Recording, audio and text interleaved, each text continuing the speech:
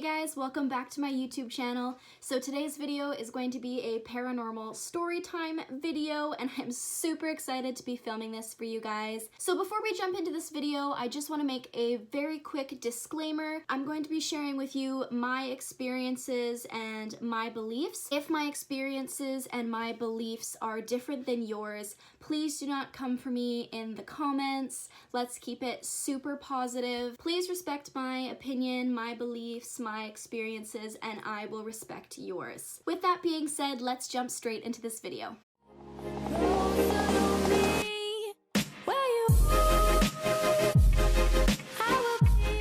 I'm gonna start this video by talking a little bit about my childhood and my religious background.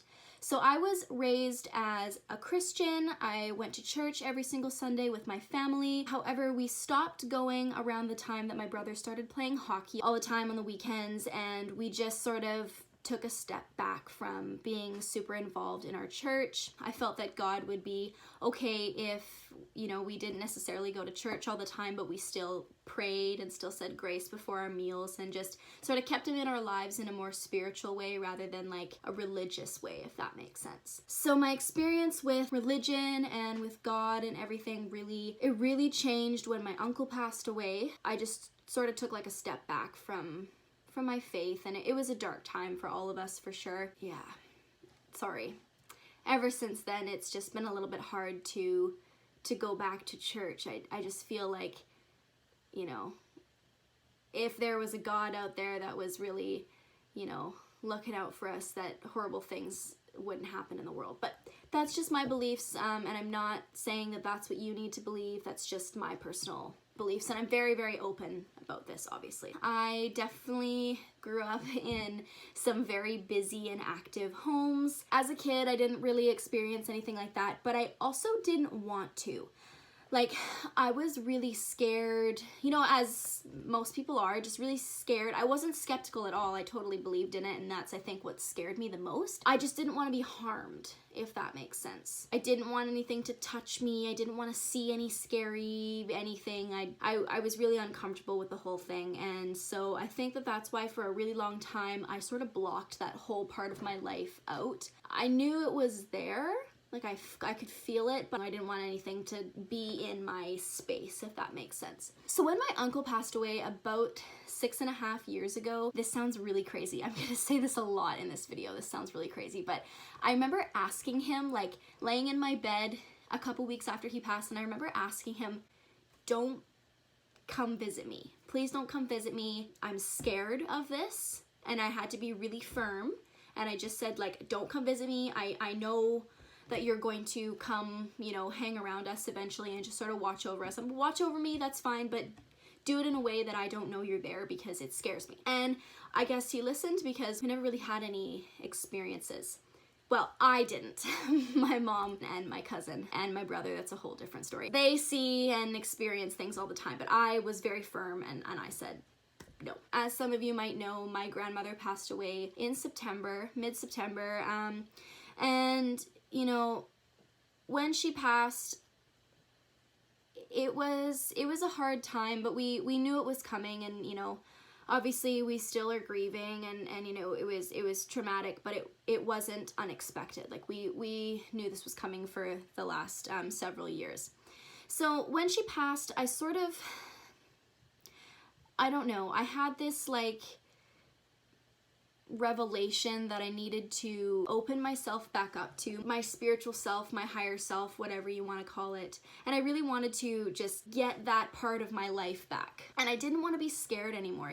I want my grandmother to come visit me. I want my uncle to come visit me. I want to know they're there and to know that, they're okay and they're just simply on their next phase of their life, their next journey, and they're still here and they're still with us. This is where we get into the real nitty-gritty of the story. I have been really freaked out driving lately. So I'll get in my car late at night. It's like, sometimes 9 o'clock, sometimes 10 o'clock at night, and I'm leaving the studio, and I get in my car, and as soon as I get in my car, the heat's on, but it's not working, and it's cold, and I just have this feeling of me, like, not being alone, if that makes sense. Like, I'm just, not that I'm being watched necessarily, but like someone's in the car with me. And it freaks me out because I'm really scared of just like, I don't know, homeless people getting into my car and like, I don't know, wrapping their arms around the seats and like holding a knife to my throat and killing me. And I watched a lot of crime documentaries as a teenager, so like those are genuine fears that I have. But anyways, oh, my dogs just started barking. Oh, it scared me. Oh, I'll be right back. Oh, that really scared me. Okay, anyways, yeah, so I watched a lot of crime documentaries and TV shows like Criminal Minds and stuff when I was a teenager. I was really into it, so I just sort of have this fear about being murdered in my car and that someone's like waiting behind my back seat and just, yeah. Anyway, so it's a genuine fear. I always like check my car before I get into it at night, if that makes sense. Like I'll open the back door to put my dance bag or my purse or whatever in, like in the back seat of my car, and I'll like look over and check my trunk and just make sure that like nothing's in there, and no one ever is, knock on wood, like nothing's there. And so anyways, I like will get into my car and I'll like sit there and I'll just feel like something is behind me. And so I'm like driving home and I'm constantly like looking in my rear view mirror. I'm constantly like doing this at stoplights, like I'm like checking behind me all the time, and I'm feeling like something is there. Okay, so then I started talking about this to my mom, and I actually started getting so freaked out, like my heart would like go up into my throat and just be like boom, boom, boom, boom, boom, and my hands would be sweaty, and I'd be like freezing, and I could like see my breath in the car. I know this sounds like I'm making it up, you guys, but I'm actually not. Like, I'm not. I don't mess around with this kind of stuff, so like I'm not making this up. It's like legit, okay? Yeah, so I'm like, yeah, driving, and I have to like phone my mom because I'm panicking. I'm like, Mom, I'm really scared. I'm driving. Okay, it's literally like a 5-minute drive from the studio to my house, okay? That's the only place that I ever drive at night. Just from the studio to my house, it's 5 minutes. It's not a long drive. There's headlights. It's not like I'm on backcountry roads or anything. Like, I'm in the city and I'm panicking. So I phone my mom. I'm hands-free, of course. And I'm like, Mom, I'm panicking. I feel like something's in the car with me, blah, blah, blah. And she's like, oh, it's fine. Don't be scared. It's probably just, I don't know, one of your family members, or maybe it's not. Maybe it's just somebody who just is attracted to your light or your energy or whatever. And I'm like, that does not make me feel better, but okay. So like gunning it home, right? Like I'm like speeding. I'm like, I need to get out of this car. I'm like freaking out. And this happened like almost every single night since my nanny passed away, like a month and a half ago. So this has been happening for a while. So I started talking about this with my mom a little bit more, like trying to get to the bottom of what it might be. And she just thinks, oh, it's probably just somebody that's passed on that's just checking up on you. I couldn't figure out who it was or like why they would be there. I never thought that it would be like any of my family members because I sort of asked them all to stay away, if that makes sense. But at the same time, since my nanny passed, I've really been actively trying to open myself back up. You know, maybe it's working. Maybe things are like attracted to me and to my energy now. So I started thinking about it a little bit more, and I realized that when I got my first car, which was standard, and when I would drive home from the studio, I would also feel very scared. It could have been that I was just driving standard and it was new to me, but it felt like someone was in the car with me, and I never really like held too much stock in that because I was too like focused on driving standard, if that makes sense. I was like thinking about it, and I was like, oh, maybe it's not just since my nanny passed away. Maybe it's somebody's always been in my car and I just never really noticed it. So last week, my boyfriend and I are at the beach, and we're sitting there just like talking. I think we were like eating ice cream or something, and this is like, I don't want to say like 9:30. My dogs are barking again. Ugh. So my boyfriend and I are sitting at the beach. We're eating ice cream. It's probably like 9:30 at night, so it's pitch black out. There's like several cars parked like side by side, like, you know, on this side and then on this side, and then... Did you guys just see that thing that just flew up? I don't know what that was, but I'm pretty sure that was an orb. Anyways, welcome to my life, okay? My life. we're the only car parked on this side, okay? So there's like a couple of cars parked over here. There's like a little area where you can eat, and then there's like a bunch of spaces like this. And so we're sitting about here facing the ocean, and it's pitch black. There's no like boats, there's nothing on the ocean, like it's totally pitch black. You can barely see the waves, and so there's no light coming this way. If I recall correctly, there's a light over here, but it isn't shining this way, if that makes sense. Like we're sitting like right here. It's not shining this way, it's shining like that way. There's really nowhere for like shadows to be created, if that makes sense. So he turns the car off and we're talking. He's kind of skeptical, even though his house is like really freaking haunted. If you want to see that video, let me know. That house is so haunted. Anyways, back to my story. So we're talking about this and I'm telling him, so I kind of been feeling a little bit freaked out when I'm driving, blah, blah, blah. And he says something like, oh, you better check behind the seat because there's probably a murderer back there, ha ha ha. And I'm like, don't even joke about it. I'm sitting in the passenger seat and he's sitting in the driver's seat, and keep in mind, I always feel the energy directly behind me when I'm driving in that seat, behind the driver. So I'm sitting in the passenger seat and I turn around and look, and no freaking word of a lie, no word of a lie, I see an outline.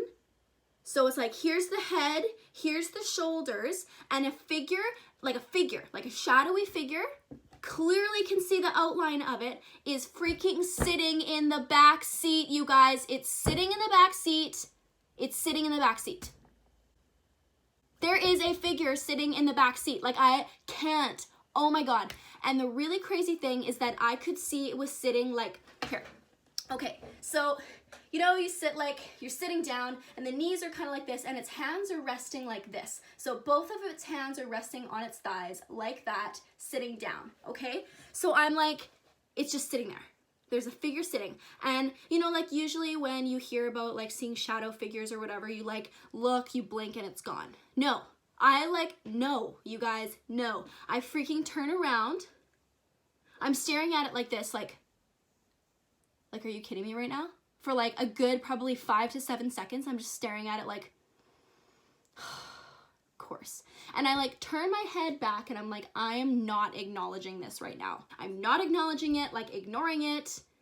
I didn't even tell Colin about it. I was like, But here's the really crazy thing about that shadow. It wasn't like flat against the seat, if that makes sense. So the leather interior of my vehicle is tan, sort of beige colored. So like you can see shadows really easily on it. And it wasn't like flat against. It was like 3D. Sounds really crazy. I swear I'm not making this up, you guys. I swear. I would not joke about something like this. Ugh. So it's like 3D and you can see energy, okay? So it's like moving, but it's like not moving, and oh my God. You guys. Oh, I just get like chills, but I'm so excited talking about it. It was so cool. But it's like really freaking me out. Anyways, like I can't see its fingers, but I can see that there's arms resting on top of the thighs. And then I looked down and I can see its like legs are like bent and its feet are flat on the floor. But this is the part that really concerned me. That really made me think that it was something and it wasn't just a shadow. Because I looked for a valid scientific or whatever explanation about what this could be. And I thought, oh, maybe it's my eyes playing tricks on me. Okay, yeah, that could happen probably, but then why would I be seeing so clearly an outline? Okay, maybe it's a shadow, but the light is coming from this way. Remember I said there's a light over here, but there's no light coming this way. So why is the shadow here? I thought maybe it's the outline of the driver's seat, but there's nothing going this way where the shadow could be made, if that makes sense. Like it's coming from this way. There's nothing in this window that could be making that shadow. So like I've gone through this so many times. I've talked to my boyfriend about it and we both agree that like it's not possible that it can make a shadow. Now, here's the really crazy part about the shadow. I had an opaque blue big bin, probably like, it was big enough that I could like hold it like this, okay? And it was probably like that deep, maybe a little bit bigger like this, okay? And I had it had some headpieces in it from a dance performance that we did. So it was still in the back of my car. And it's sitting on that seat. And the shadow figure, whatever you want to call it, was freaking behind the bin. It was behind the bin, you guys. There was no shadow on the bin. What? Like, oh my God, you guys. It was behind the bin? What? Like, if it's a shadow, if it's a legitimate shadow, it would be going across the bin. What?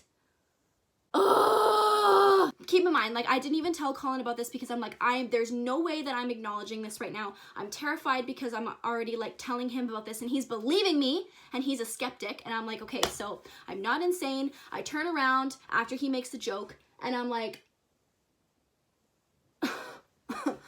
okay. Fast forward now to yesterday. So I'm at the studio and I'm teaching and I keep hearing, Haley, in my ears, okay? Someone's whispering my name in my ears. But we've got loud music playing. There's lots of people in and out of the studio. So I heard it a couple times while the kids were like doing a stretch and I paused the music. I'm like, did anybody say my name? Everybody's like, nope. I'm like, okay. And my assistant is standing right beside me and I'm looking at her and I'm like, did you hear something? And she's like, no, I don't think so. And then we just sort of got onto this conversation about how as kids, we both heard like our names being called or our names like whispered in our ears. We both sort of agreed that, you know, as rational human beings, you know, maybe I'm just hearing people talking and then I think it's my name, but, you know, so I kind of like chalked it up to that as a kid. But I've been hearing it a lot lately, and it's been ever since my nanny passed, and I've really been hearing it like all the time at the studio, and I hear it sometimes when I'm home alone, which really freaks me out, but I just like kind of ignore it. So I start telling her about my friend that's hanging out in the back seat of my car with me. And she's like, oh my God, that's so creepy. I'm like, yeah, I know. So I'm done teaching now. I get in my car and I'm freaking out. My heart is racing because I freaked myself out a little bit. So I call my mom and I put her on speakerphone. My phone's like on the other side of the car while I'm backing out of the studio. I'm like, Mom, I'm feeling freaked out again. And she goes, okay, well, I don't really have a lot of time to talk right now, but just know it's not a harmful thing. Nothing can harm you. You are too pure and you have too much light and you're a child of all things that are good, and so don't panic. You're gonna be fine. And I said, okay. So I'm pulling out of the studio and I get to the first intersection and I literally say out loud, okay, whoever is riding in this car with me right now, do not try me. Do not try me. Do not. Don't touch me. Don't scare me.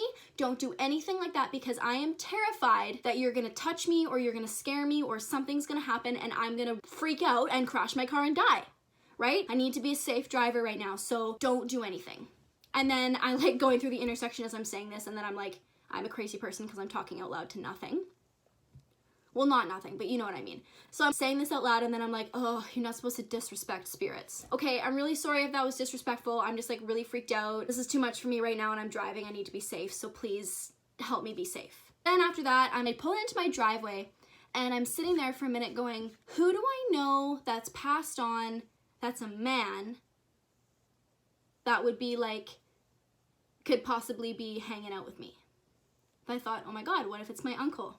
So I asked him internally, now I'm like just thinking this because I didn't want to say it out loud. I was like, okay, uncle, if that's you, can you please like let me know? And I hear, okay, there's a lot of noises happening in the car right now because, you know, like when you turn your car off and there's like popping and ticking noises that happen, like when your engine is kind of settling. Yeah, so I thought, okay, it's probably just that.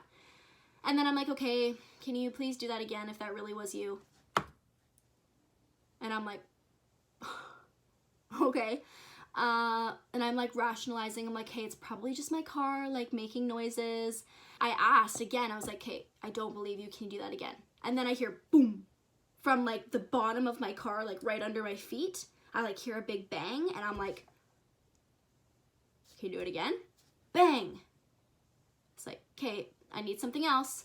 Another bang. I'm like, oh my God. Okay, so I asked like 5 or 6 times and so I came to the conclusion that my uncle is hanging out in my back seat while I'm driving, which is like super great. He's picking up on the fact that, you know, I'm trying to be more spiritually open and spiritually aware which is awesome. Yeah, it just kind of like, it kind of made me a little bit happy. I was kind of like, okay, it's nothing to be scared of. Anyways, so I probably sound totally insane. I don't know if you guys believe in this kind of stuff. If you do, let me know, and let me know what you think of this video. I really do love talking about this kind of stuff, and I truly believe that it helps me be more spiritually open, which is really what I want. Yeah. So if you guys like this video, make sure that you give it a thumbs up and subscribe to my channel. I will hopefully be doing more paranormal videos very soon. I'm gonna try and convince my brother, who's had some crazy experiences, to come on and talk, and also my mom. She's gonna be harder to convince, but we'll see. We'll see what I can do. So thank you again so much for watching. It means a lot to me that you spend 20 minutes of your day hanging out with me, and I can't wait to film my next video for you guys. I will see you guys in my next video.